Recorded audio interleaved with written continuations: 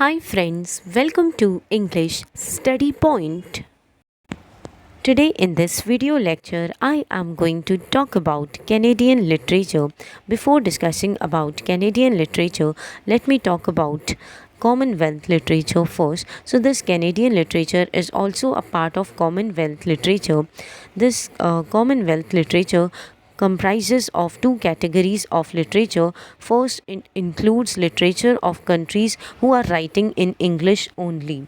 So English is practically a native language for them, and it comprises of countries such as Australia, New Zealand, Canada, etc.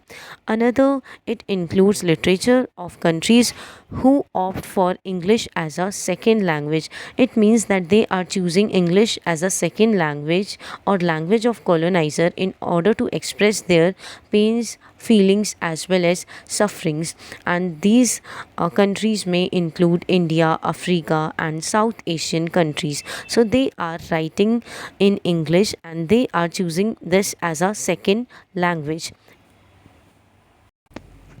Commonwealth literature is a term used to cover literary works of territories under British control. So, such types of literature covers works from territories that were once part of British Empire.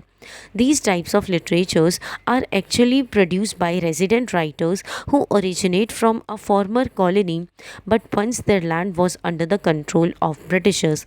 When colonized countries get themselves rid out from the clutches of Britishers, the movement they obtain freedom, they internally realize that now they are free to choose or free to express their feelings in whichever language they want to.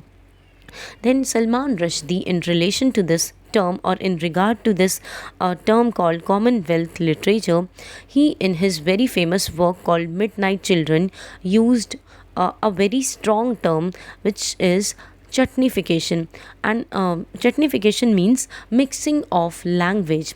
So he used this term intentionally in order to indicate to the readers that after the arrival of Commonwealth period, this period led many poets as well as many other writers to start writing in mixed form of languages in a single work. So this means that this period gave them autonomy to write in different languages or using mixed form of languages to express their feelings, which means that now they are free to choose whichever language they want to choose in order to express their feelings. Interesting fact to note here is that Commonwealth literature stepped in 54 countries, and the term Commonwealth was first used by Oliver Cromwell in the year 1649. Salman Rushdie in his Commonwealth literature does not exist in this work or in this essay. He defines Commonwealth literature as a body of writing created in the English language by persons who are not themselves White Britons or Irish or citizens of the United States of America, which means that Commonwealth writing is a type of writing in which English is used by people whose English as a language is not native. They opted English as a medium or as a second language to express their feelings, what happened to them during a colonization, and how they are able to attain freedom from the clutches of Britishers. Here I am heading to talk about power of Canadian literature, which means influence of Canadian literature on many different languages. Canadian literature is created in many different languages like Canadian English, Canadian French, Canadian Gaelic. This literature is used by First Nations and immigrants of other ancestral backgrounds. Influence of Canadian literature is seen in so many languages, which ultimately made us realize that Canadian writers influence writers of other nations. This type of literature has influenced other geographically as well as historically, which again in turn represents Canada's diversity in terms of culture as well as region. Then, strong influence on immigrants. Canadian literature strongly influenced immigrants from other countries. When Canadian writers, when they used to write works, they used to present their works having Canada's ethnic and cultural diversity. So these things has been reflected in Canadian literature, and prominent Canadian writers focuses on describing about ethnic minority identity, duality, and cultural differences. So all these things are reflected in Canadian literature, which tries to showcase Canada's ethnic and cultural diversity. Now, garrison mentality is a common theme in Canadian literature as well as Canadian cinema. This term, garrison mentality, was first coined by literary critic Northrop Frye and was further explored by author Margaret Atwood, who discussed Canada's preoccupation with the theme of survival in her book called Survival: A Thematic Guide to Canadian Literature. Now, first explain. Let me explain about garrison mentality. So, this is a sort of mentality which is a part of Canadian identity, in which people living in Canada or Canadians fear the emptiness of Canadian landscape, and also at the same time they fears the oppressiveness of other nations.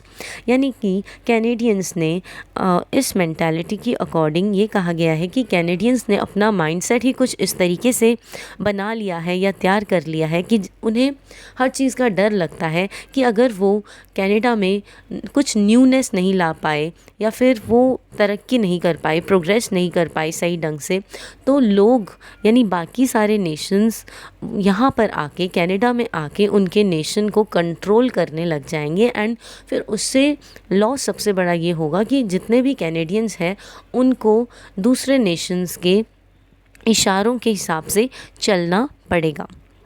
So, in texts with garrison mentality, characters are always looking outwards, building metaphorical walls against the outside world.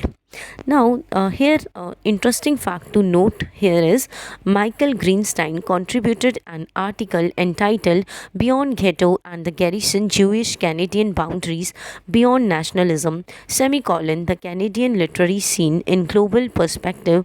This article was published in the year 1981 in a Canadian periodical called Mosaic. So, in this type of article, he again mentions that if people have to survive, then they have to continuously strive to bring some kind of progress in their own nation, so that they are able to protect themselves from the other nations. They are able to protect their own nations from the threat of other nations. So, by writing such types of works as well as articles, they awares their own people of their own nation that if we have to survive in this nation, or if we have to protect our nation from the threat of other nations, then we always have to make efforts to progress. And if we are able to progress, then we can save citizens of our nation from the threat of other nations.